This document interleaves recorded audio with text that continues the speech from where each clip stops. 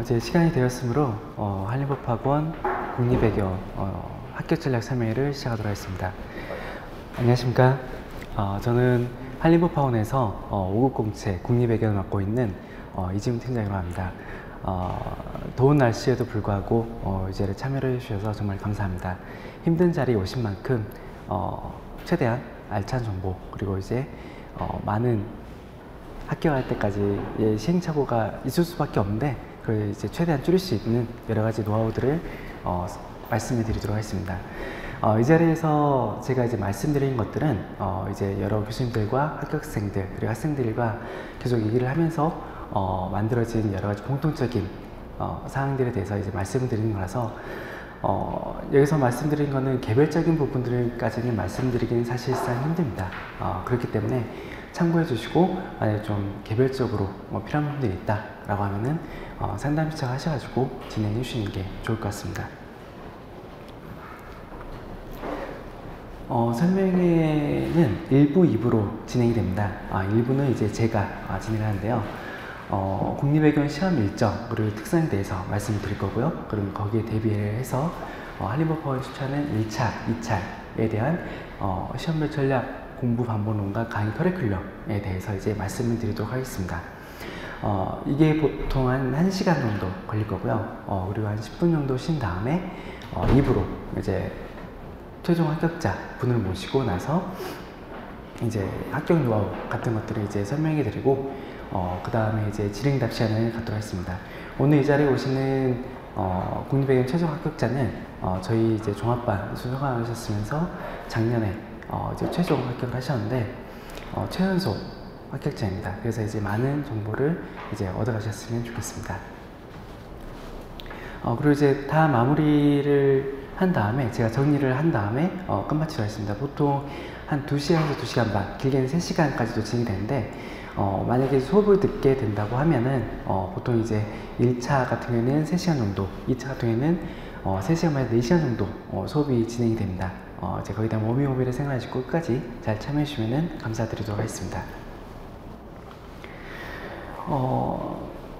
외교관 후보자 선발 시험이라고 이제 하죠. 이제 예전에는 이제 외시라고 이제 불렀었고, 보통 이제 저희들끼리는 뭐 여러 가지 명칭으로 이제 부르는데요. 뭐 외교관 시험, 뭐 이제 뭐 외시, 뭐 여러 가지 불리는데 어쨌든 이제 외교관을 뽑는 시험이고, 이제 외교관을 뽑은 다음에 이제 또다시 바로 이제 임용이 되는 건 아니고 이제 교육하는 과정을 거치게 됩니다.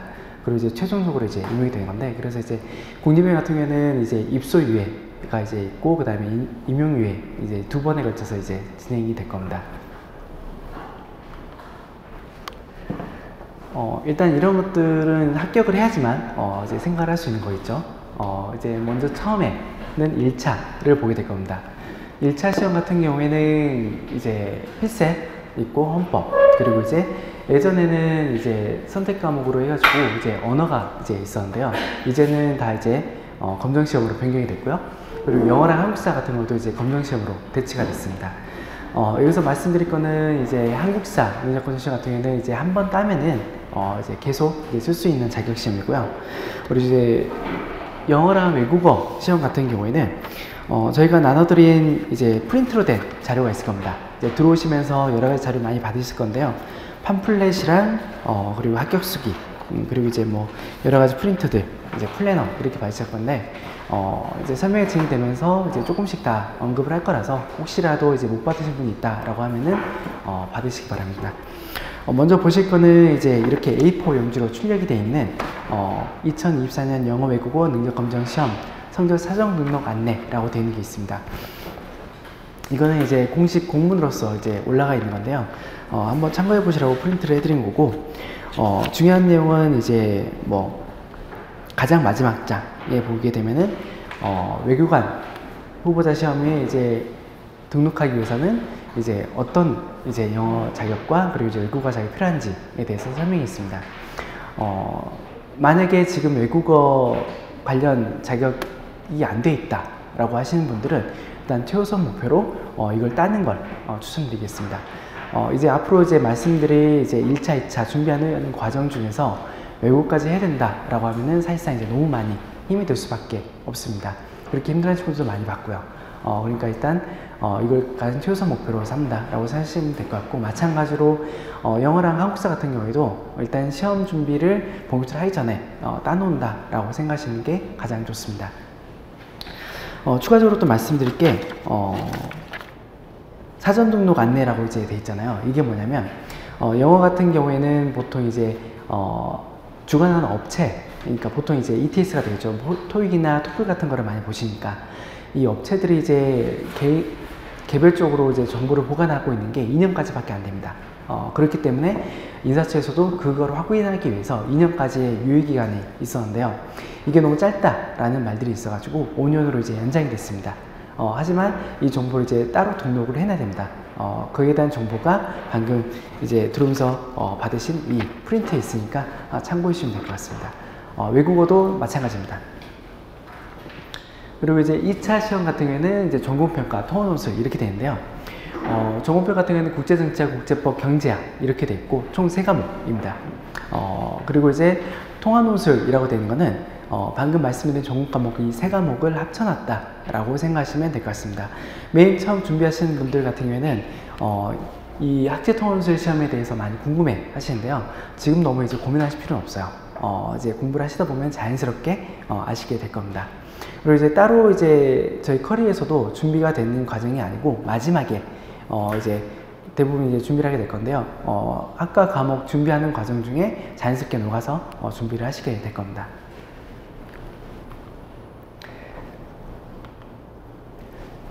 일단 접수를 해야지 시험을 볼 수가 있겠죠.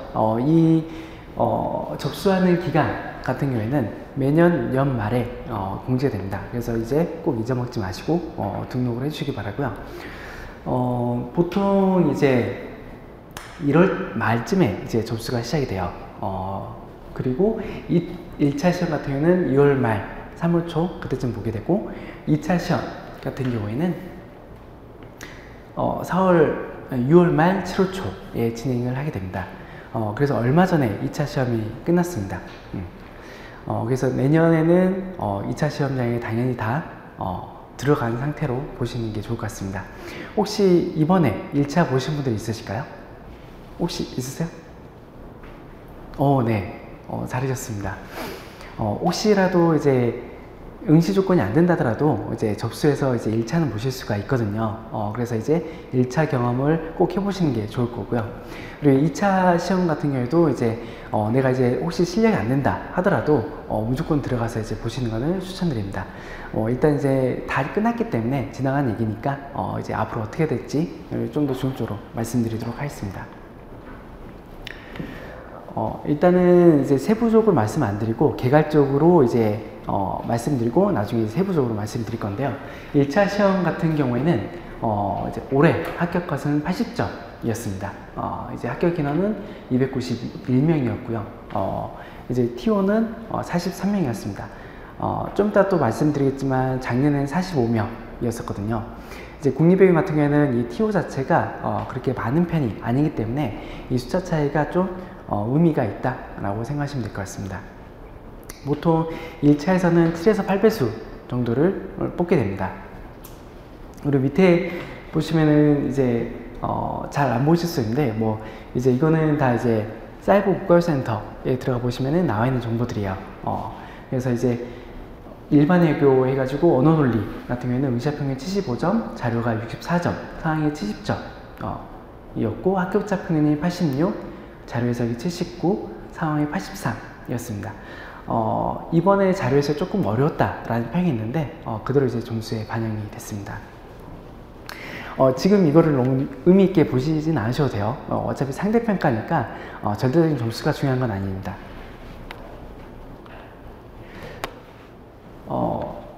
결론적으로 말하자고 하면은 1차 같은 경우에는 내가 상위에 20에서 30% 안에 들어가면 합격할 수 있다 라는 게 됩니다. 그래서 이제 해년마다 난이도가 이제 변동이 좀 있을 건데요.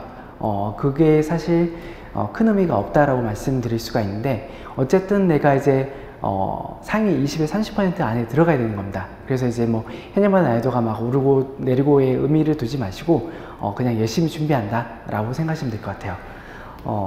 아까 말씀드린 대로 이제 TO 같은 경우에는 이제 작년에 45명이었다 했잖아요. 그전에 40명이었습니다.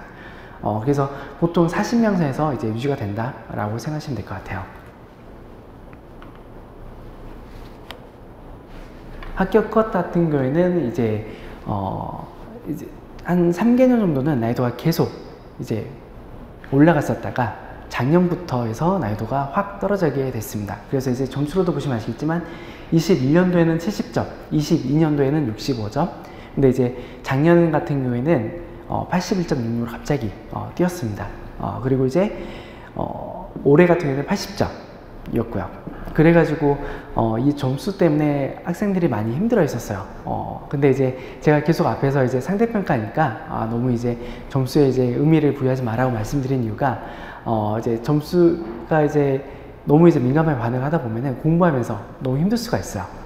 이제 이거 올해 시험을 받는 점수가 좀 많이 떨어졌다라고 해도 너무 걱정하지 마시고 그때 이제 난이도에 따라서 합격 컷은 달라질 수가 있는 거니까요. 이렇게 말씀드린 이유는 제가 이제 뒤에서 이제 설명을 이제 공부하는 과정에 대해서 설명해 드릴 건데 1차 시험이 끝나서 이제 바로 3수환이 시작이 되는데 이때 이 3수환을 제대로 시작하지 못한 친구들이 많이 있습니다. 그러지 않고 무조건 3수환 따라가야 됩니다. 이 부분 뒤에서 다시 설명해 드릴 겁니다. 2차 시험 같은 경우에는 이제 아까 이제 1차를 통과하신 분들이 보게 되는 건데요. 최종 합격이 이제 59명이었고요. 그리고 이제 TO가 이제 45명이니까 1차 시험은 약 이제 1.3, 1.4배 정도를 뽑는다라고 보시면 돼요. 그래서 이제 인원들이 또 이제 3차에 들어가야 돼서 걸러지게 되는 거죠. 밑에 보면 이제 지방인재 채용 목표제, 양성 채용 목표제 이렇게 있는데 이건 원서 접수를 할 때 이제 지방인재는 이제 선택을 하실 수가 있습니다. 이제 수도권이 아닌 지방에 있는 소재지인 대학을 나오신 분들은 이제 선택을 하실 수가 있는 건데요.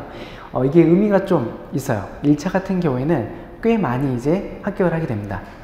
그리고 이제 2차에서 이제 영향을 받는데 작년 같은 경우에는 이제 2차에서 추가 합격은 없었고요. 그리고 이제 양성평등도 작년에는 없었습니다. 이거는 이제 그 정해진 기준에 따라서 20%가 안 되면은 추가로 합격을 해주고 또 30% 안 되면 추가로 합격을 해주는 그런 제도인데요. 계속 진행이 되는 건 아니고 26년까지 지금 확정이 되어 있습니다. 그 이후에는 이제 변동이 될 수가 있는 거죠. 그리고 이제 무조건 합격시켜주는 건 아니고 1차에서는 2점, 2차에서는 3점까지 이제 이렇게 되는 거니까 무조건 합격은 아닙니다. 그렇다고 해서 이제 기존에 있는 합격자들이 이제 피해를 보는 건 아니고 추가 합격을 시켜주는 거니까 너무 이제 걱정하지 않으셔도 괜찮고요. 여성 합격 인원은 그냥 참고로 보시면 될 것 같고요. 이제 비중이 이제 상당히 높아요. 국립외국 같은 경우에는. 그리고 계속 이제 올라가고 있는 상황이고요. 그래서 한 60몇 % 정도까지 지금 올라온 상황입니다. 연인물 합격자도 이제 이건 이제 2차 같은 경우인데 크게 차이가 나지는 않습니다. 최종 합격자 같은 경우에도 여성이 66%였고 그리고 이제 나이대로 본다고 하면은 25에서 29세가 이제 약 60%로 가장 많다라고 보시면 될 것 같아요.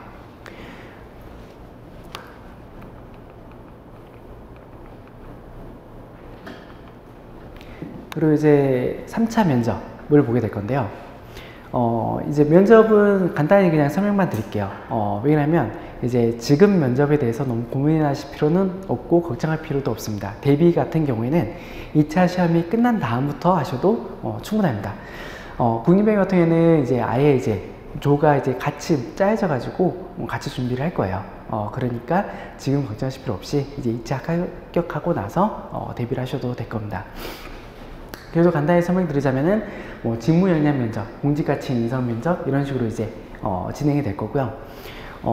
그리고 이제 이걸 합격을 해야지 최종적으로 합격이 되는 건데 제가 너무 걱정하지 말아야 했던 이유가 또 여기에 나옵니다. 면접을 보게 되면 우수, 보통, 미흡 이렇게 3개로 하게 될 겁니다. 우수는 무조건 붙는 거, 미흡은 무조건 떨어지는 거라고 보시면 됩니다. 하지만 대부분은 이제 보통이 될 겁니다. 이제 면접관들도 이제 우수랑 미흡을 사실상 그렇게 잘 주지 않으세요. 이제 말씀드렸다시피 우수는 이제 무조건 붙는 거고 미흡은 무조건 떨어지는 거예요. 그렇기 때문에 사실상 이제 주기가 쉽지가 않은 거죠. 그래서 대부분 이제 보통이 되는데 그럼 이제 문제가 생기게 될 거예요. 보통에서 이제 떨어져야 할 사람들이 나올 수밖에 없습니다. 그럼 이제 어떻게 해야 될까요? 예, 이거 보시면 아시겠지만, 예, 2차 시험 성적순으로 합격입니다. 어쩔 수가 없어요. 이제 그래도 가장 객관적인 정보가 성적이기 때문에 2차 성적이 여기서 이제 들어가게 됩니다. 1차 같은 경우에는 그 위에 이제 영향을 미치지가 않아요. 그냥 이제 2차를 볼 수 있는 자격만 주어진다라고 보시면 됩니다. 그래서 합격 컷만 넘기면 되는 시험이고요. 근데 2차 같은 경우에는 그렇지가 않고 최대한의 점수를 많이 확보를 해야 된다라고 생각하시면 될 것 같습니다. 그 이유가 방금 말씀드린 3차 면제까지 영향을 미치기 때문이죠. 그래서 내가 2차 점수가 높다라고 이제 판단이 되면은 면접도 이제 좀 편하게 보실 수가 있는 겁니다. 2차 시험 합격자 점수 통계인데요. 최종 합격으로 이제 보시게 된다고 하면, 이게 안 나왔구나. 이게 최종이구나. 네. 최종으로 보신다고 하면은, 이제 경제학, 이 합격자 평균이 81점, 그리고 이제 국제법이 57점, 국제정치학이 74점, 그리고 이제 학제 점수율이 60점대, 이렇게 되어 있습니다.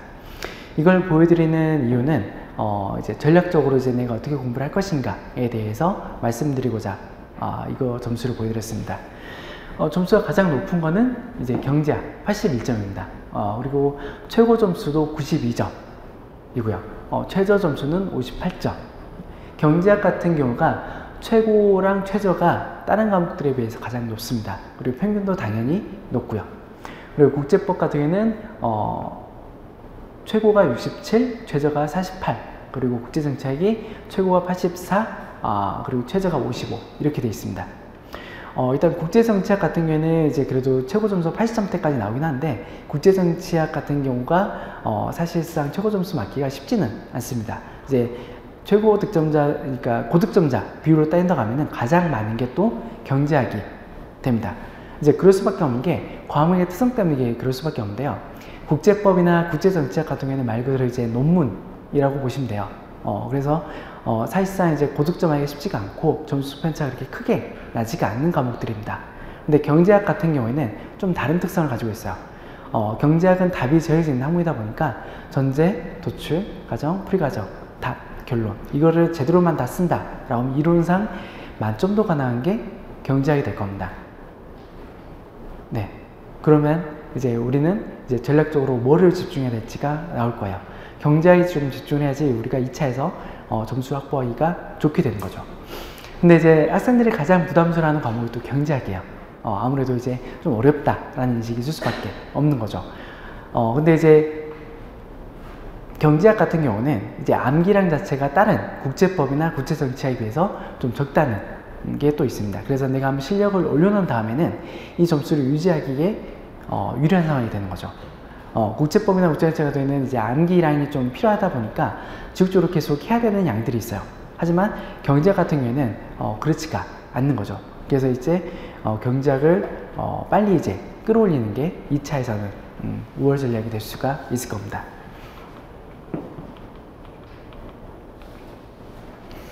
좀 이제 디테일하게 들어갈 건데요. 1차 시험을 본다고 하면은 1차는 이제 하루 종일 보는 시험이에요. 오전에 이제 시작을 한다라고 하면 저녁 되기 전까지 이제 보는 시험인데, 특이사항이 있다고 하면은 이제 1교시 오전에 보는 게 헌법이랑 그리고 언어를 같이 보게 됩니다. 그리고 이제 자료가 이제 2교시 그리고 상황이 3교시 이렇게 보게 되는데요. 이 오전에 이제 1교시에 헌법이랑 언어를 같이 보는 특성 때문에 여기서 또 주의를 해야 될 게 있습니다. 헌법 같은 경우에는 이제 사실상 전체 과정에서 가장 쉬운 과정이라고 보시면 됩니다. 뒤에서 또 자세히 말씀드릴 건데요. 60점 패스제이고 법과목의 객관식이다 보니까 그냥 암기하면 돼요. 그리고 60점이라고 하면은 반틈이 조금만 더 맞추면 되는 과목이 되는 거죠.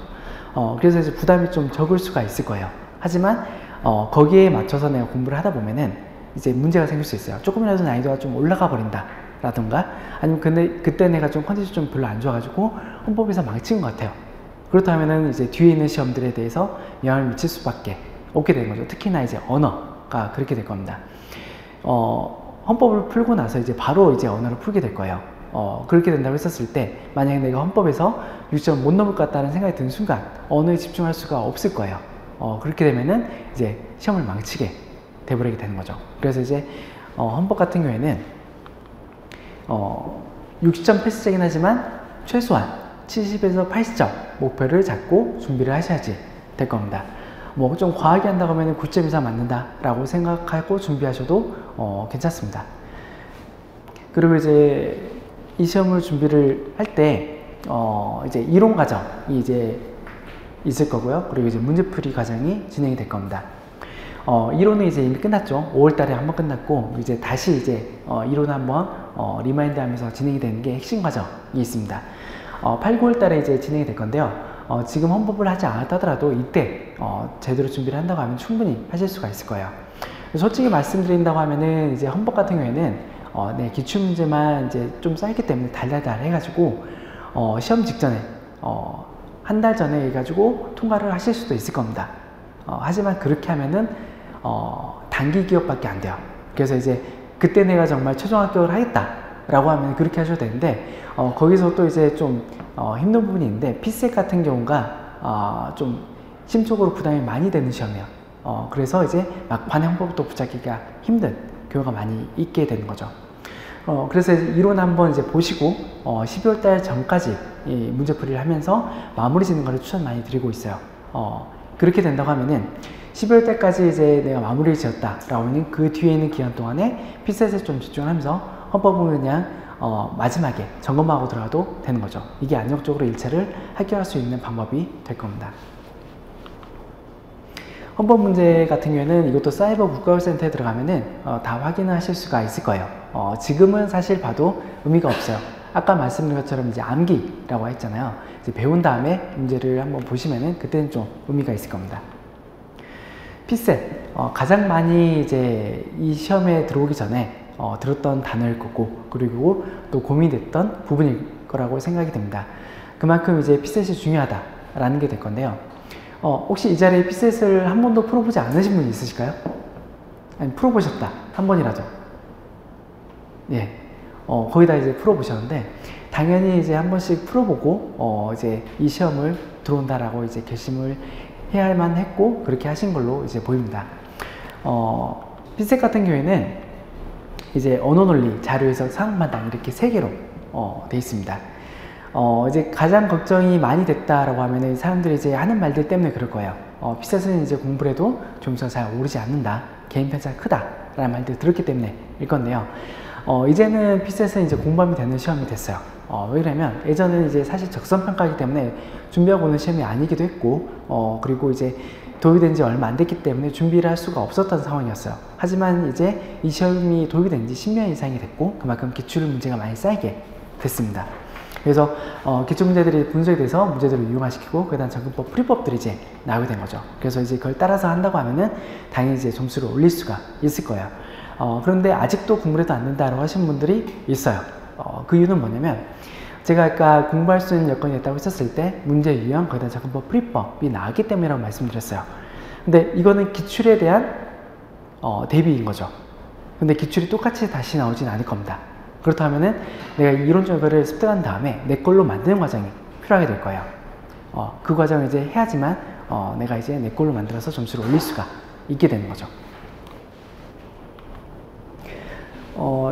마찬가지로 이 기출문제들은 전부 다 이제 사이버 국가고시센터에 이제 다 올라가 있으니까 이제 기출문제 같은 경우에는 이제 한 번씩 다 풀어보시고 이제 하셔야 될 거고요.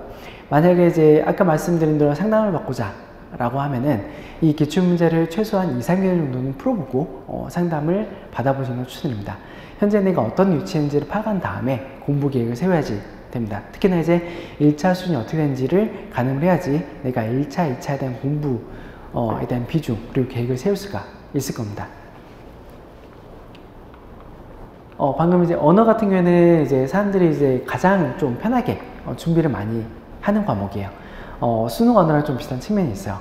독해 위주니까 당연히 그럴 수밖에 없겠죠. 이제 거기에 이제 좀 논리 같은 게 더 첨가가 됐다라고 보시면 될 것 같아요.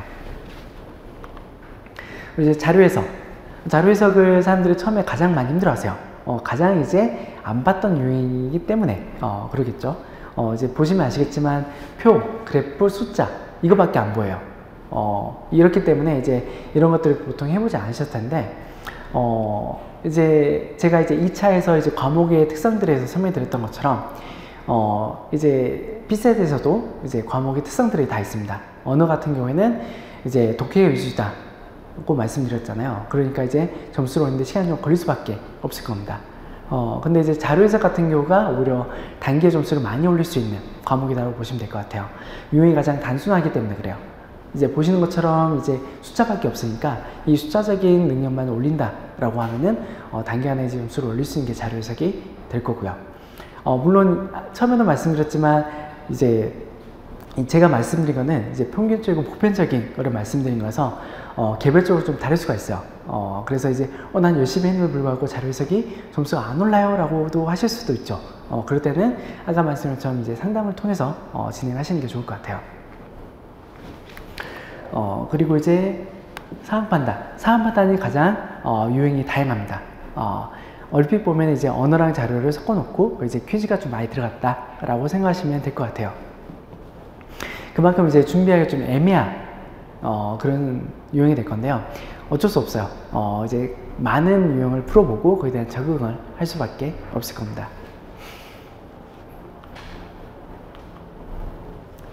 그럼 이제 이 P셋을 어떻게 준비를 할 것인가 인데요. 이제 우리 커리로 따진다고 하면은 기초인문, 그리고 기본, 심화, 핵심, 실전 모의사, 그리고 전국 모의사 이렇게 진행이 될 겁니다.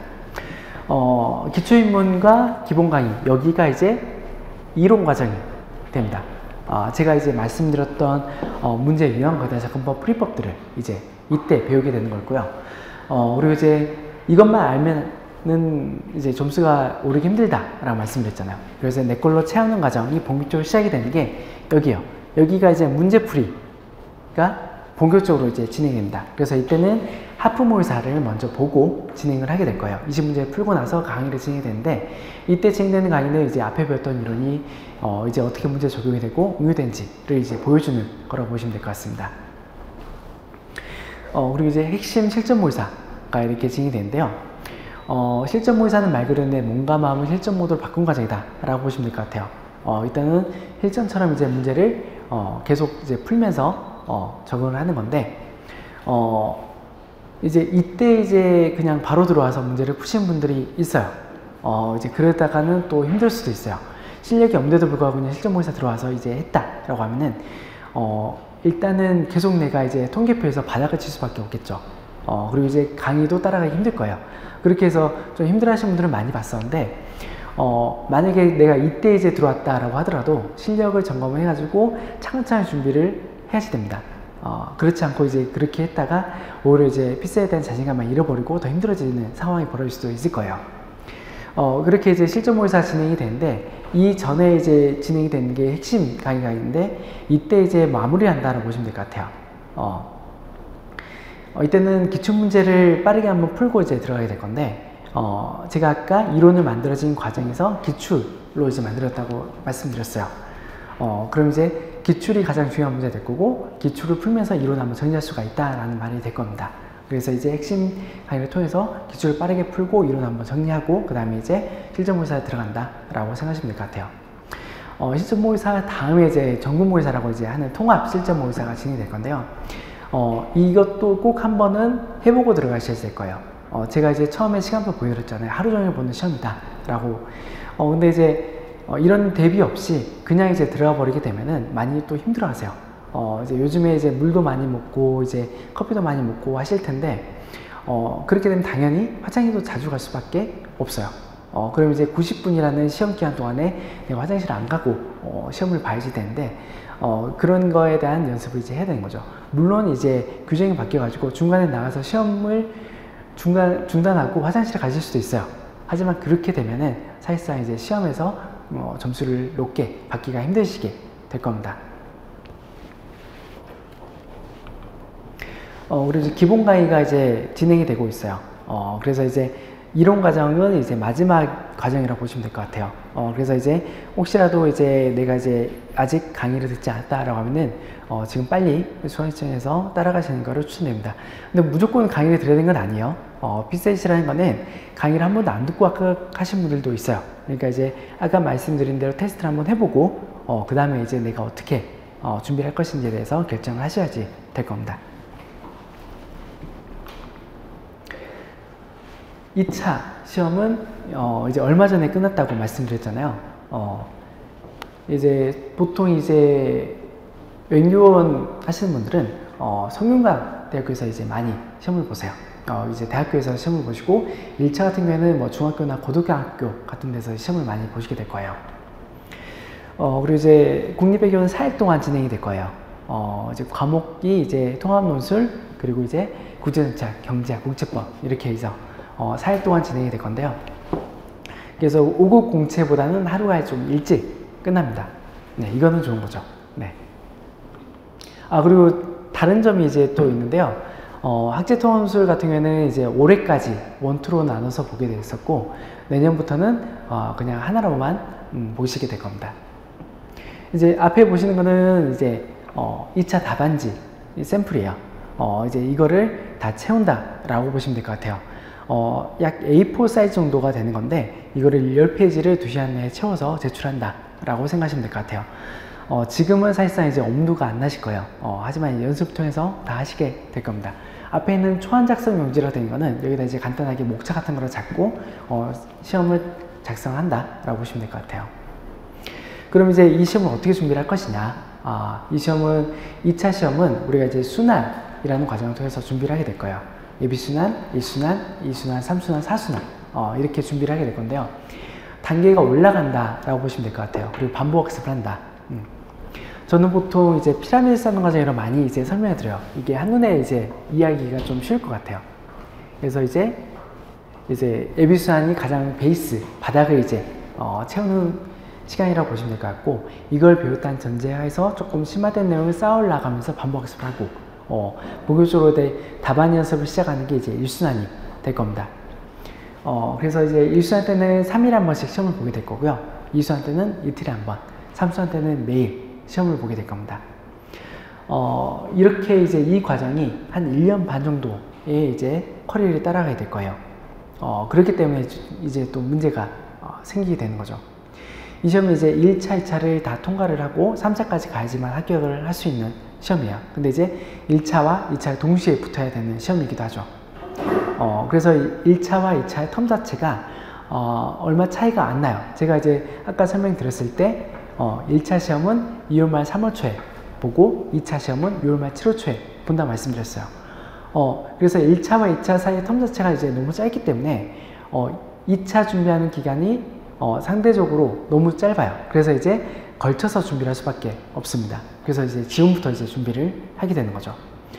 그래서 이제 중첩이 되기 때문에 문제가 생기는데, 제가 이제 1순환 때 말씀드렸고, 이제 2순환 설명드리는 과정에서 이 부분 말씀드렸어요. 왜 그러냐면 이 2순환 기간이 이제 문제가 되기 때문에 그래요. 이 2순환 기간이 시작이 된 게 10월 달부터 해서 이제 1월 달까지 진행이 될 거예요. 이 기간이 딱 피셋을 준비하는 기간이 되는 거죠. 집중적으로 준비하는 기간이 되는데, 그렇기 때문에 피셋이 만약에 준비 안 돼 있다 라고 하면은 이 2순환 기간 동안에 2차를 제대로 할 수가 없게 됩니다. 그럼 이제 문제가 생기는 거죠. 피셋이라는 거는 적성평가이기 때문에 어떻게 보면 사고력을 측정하는 그런 시험입니다. 그래서 내가 한번 실력을 올려놓게 되면은 이게 좀 유지하기 쉬운 경향이 있어요. 그래서 한번 붙으신 분들이 계속 붙는 경향이 나오게 되는 거죠. 근데 이제 2차 시험 같은 경우에는 아무래도 좀 암기 라인이 좀 필요한 시험입니다. 이제 논문을 쓰는 시험이긴 하지만 아까 보여드렸던 그 답안지를 10페이지 채우기 위해서는 어느 정도 암기가 많이 필요하게 될 거예요. 근데 이 암기라는 건 안 보는 순간 날아갈 수밖에 없어요. 근데 이제 피셋 준비한다고 이 2순환 기간 동안에 안 본다라고 하면은 많이 휘발이 돼버릴 수밖에 없을 겁니다. 그럼 이제 3순환 기간 동안에 문제가 생길 수밖에 없어요. 3순환은 매일 시험 보는 그런 기간입니다. 가장 힘든 시기가 될 거예요. 근데 이제 매일 시험 보다 보니까 내가 다른 거 할 여력이 없어요. 그래서 이제 백업할 수가 없게 되는 거죠. 그래서 이제 이수능 기간 제대로 하지 못하신 분들이 3수는 이제 허덕이면서 준비를 하게 되는데, 그럼 이제 제대로 준비할 수가 없게 되는 거죠. 그럼 이제 1차를 붙었더라도 이제 2차에서 떨어지게 되는 겁니다. 보통 이제 이 시험 준비를 한다라고 하면은 학교 갈 때까지 걸리는 공부 기간 자체가 5공채 있을 때는 3.2년, 그리고 이제 공립의 경우는 조금 더 빨라서 2.6에서 2.8년까지가 있습니다. 근데 그렇다고 하면은 이게 딱 2차 시험을 2번 정도 봤었을 때의 기간이 되는 거예요. 그럼 이제 좀 감이 잡히시겠죠. 보통 이제 2차 시험장에 2번째 들어갔을 때 붙는다라는 거는 이 과정을 이제 거친 다음에 이제 그 다음에 이제 1차를 준비를 할 때는 내가 실력이 어느 정도 돼 있으니까 피셋이 2차를 준비할 수 있는 여력이 되는 거죠. 이 이수능 기간 동안에. 그렇기 때문에 이제 이수능을 제대로 거쳤다라고 하면 3수능도 제대로 거칠 수가 있게 되는 거고, 그럼 최종적으로 준비가 제대로 돼서 최종 합격을 하게 되는 겁니다. 그렇기 때문에 이 시험을 빨리 합격할 수 있는 포인트는 뭐냐? 1차가 빨리 붙는 거다라고 생각하시면 될 것 같아요. 그리고 이제 그러기 위해서는 이건 개별적으로 좀 차이는 있을 거예요. 점수를 빨리 올릴 수 있는 과목들, 1차에서는 제가 이제 자료사회로 말씀드렸고 2차에서는 경제학으로 말씀드렸어요. 다시 한번 말씀드리지만 이거는 이제 보통 평균적으로 말씀드리니까 개별적으로 차이가 있을 수 있어요. 그래서 이제 내 전략 과목은 다른 과목이 될 수도 있는 거니까 이건 감안해서 참고만 해주시면 될 것 같습니다. 그리고 이제 4순환은 최종적으로 정말 이제 내가 2차 시험을 본다라고 생각하고 준비하는 과정이 될 거고요. 이렇게 이제 AB순환, 1순환, 2순환, 3순환, 4순환을 거치게 돼서 최종적으로 2차 시험을 준비하는 기간이 될 겁니다. 제가 아까 보여줬던 그 1차, 2차 준비하는 게 동시에 이루어진다고 보시면 돼요. 보통 이 고시촌에서 이제 준비를 한다라고 하면은 하루 3타임으로 나누게 될 거예요. 오전, 오후, 저녁. 오전은 주로 1차를 준비해야 될 거고, 오후는 2차, 그리고 저녁 타임에는 내가 혼자 스스로 공부하는 시간, 이렇게 보시면 될 것 같아요. 그래서 처음 공부하시는 분들이 또 힘들어 하시는 부분이 뭐냐면, 내가 스스로 공부할 시간이 너무 부족하다라고 말씀을 많이 하세요. 당연히 그럴 수밖에 없죠. 하루 종일 내가 강의 들었어요. 그럼 이제 보통 이제 한 타임을 이제 4시간 정도로 잡을 수가 있을 건데, 그 시간 동안은 내가 이제 하루 종일 강의 들었던 거를 예습하고 복습을 하기가 쉽지가 않는 거죠. 그럼 여기서도 이제 관건은 빨리 내가 시간을 확보할 수 있는 방법을 찾는 거가 될 건데, 가장 먼저는 이제 뭐 1차를 빨리 점수를 올린다 라고 하면은 2차에 대한 투자를 할 수가 있게 되는 거죠. 단순히 이제 생각하면 이렇게 될 거예요.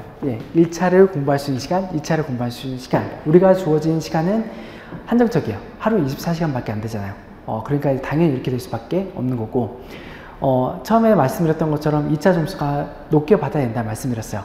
그러니까 이거를 좀 생각하시고 공부 계획을 세우시면 될 것 같습니다.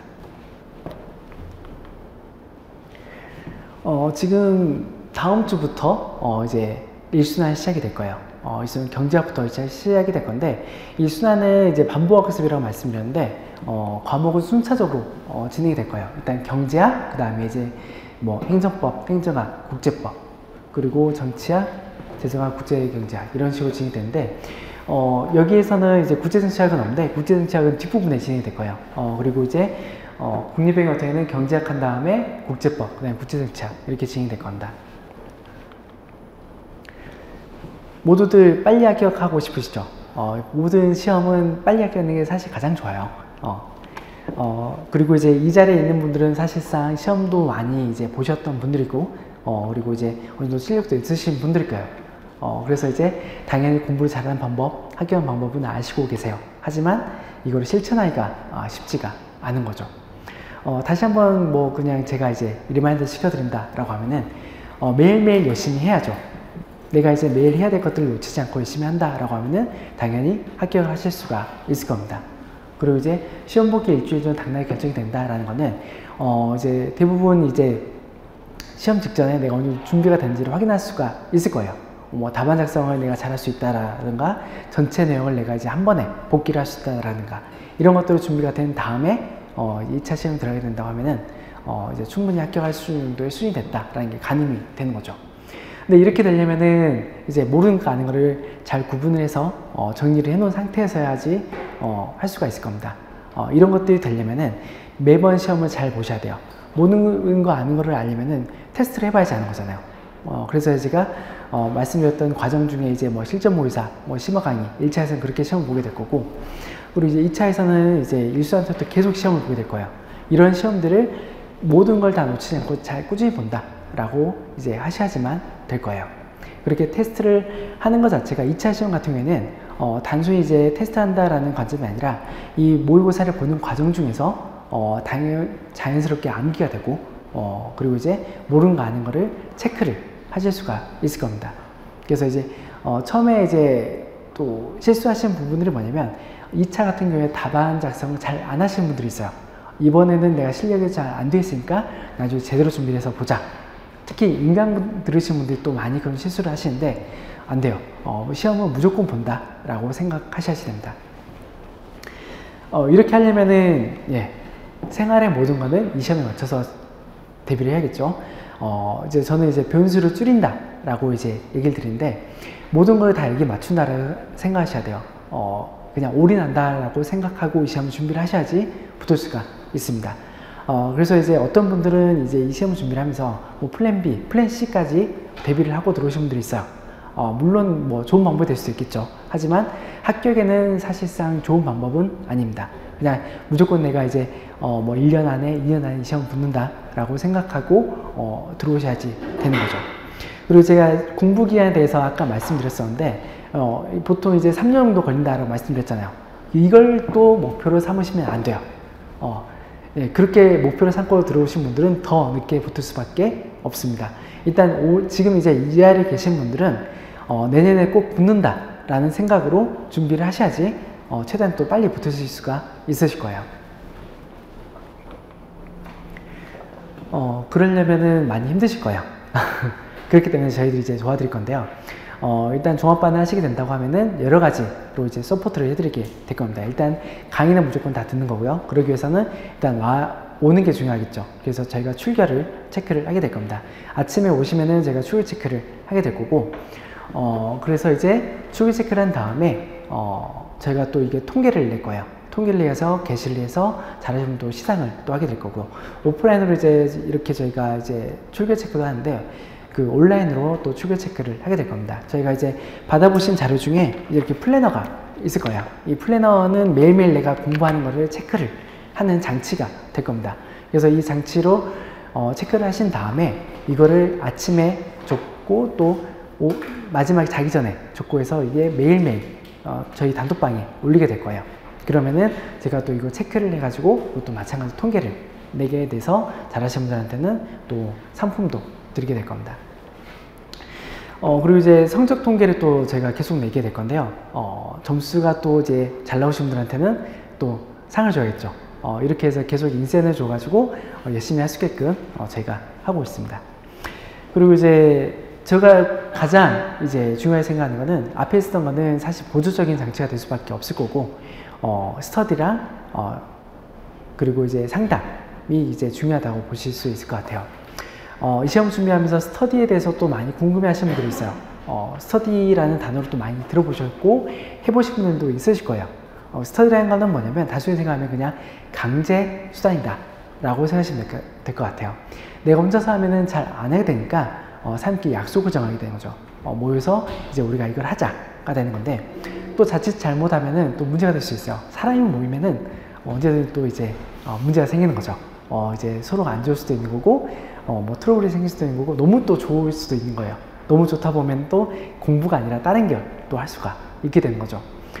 그렇기 때문에 저희 스터디 튜터가 이제 투입이 될 겁니다. 합격자로 된 스터디 튜터가 이제 조별로 들어가서 조장 역할을 하게 되는 거죠. 그래서 이제 스터디를 어떻게 하면 좋겠다, 방향 제시도 해주고 조언도 해주고 하게 될 겁니다. 그리고 이제 스터디 이외에 상담이 또 필요하신 분들이 있으실 거예요. 당연히 이제 진행을 하시게 되면서 여러 또 시행착오를 많이 하게 될 거고 고민되는 것도 있을 거고요. 그럼 이제 물어볼 사람이 필요하겠죠. 저희들도 당연히 이제 그렇게 거기에 대한 답변을 해드릴 거고요. 합격자분들도 똑같은 과정을 거쳤기 때문에 합격자분들을 통해서 상담을 하실 수도 있습니다. 그래서 이제 저희 종합반 스터디 매니저가 이제 거의 이제 매일 상주를 하고 있을 거예요. 그래서 이제 신청하시면은 상담을 진행해야 될 거고, 들어오시게 되면은 의무적으로 한 번은 무조건 돌리게 돼 있어요. 저희가 이제 상담을 그렇게 이제 조직을 해가지고 돌리게 될 건데, 의외로 상담을 잘 안 받으신 분이 많아요. 그래서 한번 이제 안면도 트고, 그리고 이제 이 친구가 어떤 상황에 있는지 파악하기 위해서 저희가 의무 상담을 한번 돌리게 될 겁니다. 이렇게 해서 앞서 말씀드렸던 과정들을 어떻게 하면 제대로 이제 할 수 있을지 저희가 도움을 드리게 될 거고요. 부수적으로 뭐 이제 수강료 당연히 할인이 될 거고, 그리고 이제 복수 영상을 제공이 될 건데, 복수 동영상 같은 경우에는 사실 그렇게 추천드리진 않아요. 안 듣는 게 사실은 가장 좋은 겁니다. 근데 학생들은 이걸 가장 좋아해요. 이제 종합반이 된다고 하면 이제 실강을 이제 다 따라가는데, 복수 동영상은 뭐냐면 인강을 그대로 똑같이 다 제공해 드리는 거예요. 그래서 이제 복습을 이제 편하게 하실 수가 있는 거죠. 근데 이제 부작용이 실강을 안 들어버리는 경우가 있어요. 실강을 듣는다 하더라도 이제 인강이 제공이 되니까 이제 좀 설렁설렁하게 들어버리게 되는 거죠. 그러면 안 됩니다. 그냥 실강으로 해서 무조건 내가 다 듣는다, 소화한다 라고 생각하고 따라가시는 게 가장 좋아요. 이 복습장을 제공하는 이유는 뭐냐면, 과정이 이제 너무 길고 순환이 이제 따라감에 있어서 복습하기 힘들 수가 있어요. 다른 과목들 할 때. 이때 이제 보조적으로 이제 사용하라고 저희가 복습 영상을 드린 겁니다. 이걸 많이 활용하라고 드린 게 아니에요. 그리고 뭐 플래너 제공하고, 뭐 아까 말씀드렸던 스터디 매니저 튜터가 이제 지원이 된 것들, 그리고 이제 또 많이 좋아하시는 게 자습실을 의외로 많이 좋아하시더라고요. 예, 이 건물 안에 저희가 강의실을 종합반 자습실을 지정을 해요. 그래서 이제 자유롭게 이제 종합반들이 이용하실 수가 있고, 추천드리는 거는 뭐냐면 그냥 이 안에서 그냥 생활하라는 거예요. 아침에 일찍 와서 공부하다가 수업 들어갔다가 쉬는 시간에도 뭐 공부를 잠깐 하고, 그리고 이제 끝난 다음에도 마무리로 이제 공부를 하시다가 집에 가서 쉬는 거죠. 이 생활이 매일매일 한다라고 하면은 분명히 합격에 조금은 더 가까이 가실 수가 있을 겁니다. 그리고 이제 아까 이제 뭐 상금 많이 받을 수 있다라고 말씀드렸는데, 성적이 좀 당연히 받을 수 있죠. 많이 받는 분들은 막 6, 70만 원까지 받는 것도 봤어요. 이거는 그냥 보상이라 생각을 하시고 이제 받으시면 되고, 항상 이제 이 보상에 대해서 이제 제가 계속 말씀드렸는데, 이게 상당히 유용한 장치예요. 내가 이제 당연히 힘든 과정들이 계속 있을 거예요. 그랬을 때 그냥 스스로 채찍만 계속 하다 보면은 지칠 수밖에 없습니다. 그래서 이제 스스로 이제 이런 보상들 장치를 통해서 이제 조금 이제 스트레스 푸는 것들이 이제 있어야지 장기 레이스를 달릴 수가 있을 겁니다. 더불어 말씀드리자고 하면은 이제 체력 관리 같은 것도 소음의 하나라고 보시면 돼요. 지금부터 내가 열심히 해야지 하고 열심히 계속 달린다, 뭐 일요일도 안 쉬고 계속 달린다 라고 하셔도 돼요. 내가 할 수만 있다고 하면은. 근데 그러다가 지쳐버리게 되면은 문제가 되는 거죠. 그래서 보통 일주일에 한 번 정도는 쉬는 거를 추천해 드리고요. 물론 막판에 가면은 무조건 달려야지 되겠죠. 그걸 대비해서 체력을 만들어 둔다 라고 생각하시면 될 것 같아요. 그래서 지금 진입하신 분들은 하루에 운동을 한두 시간 하는 것도 추천을 드리고 있어요. 그래야지 내가 마지막에 달릴 수가 있으니까. 이렇게 해서 이제 1부를 마치도록 하겠습니다. 그리고 잠깐 10분 동안 쉬는 시간을 가진 다음에 아까 말씀드린 대로 최종 합격자분께서 나오셔가지고 이제 합격하는 노하우에 대해서, 그리고 이제 후배들에게 대한 조언들 이제 해주실 거고, 마지막으로 제가 한번 정리한 다음에 최종적으로 마치도록 하겠습니다. 1시간 동안 좀 수고하셨고요. 10분 더 쉬신 다음에 다시 이제 3시부터 시작하도록 하겠습니다. 감사합니다.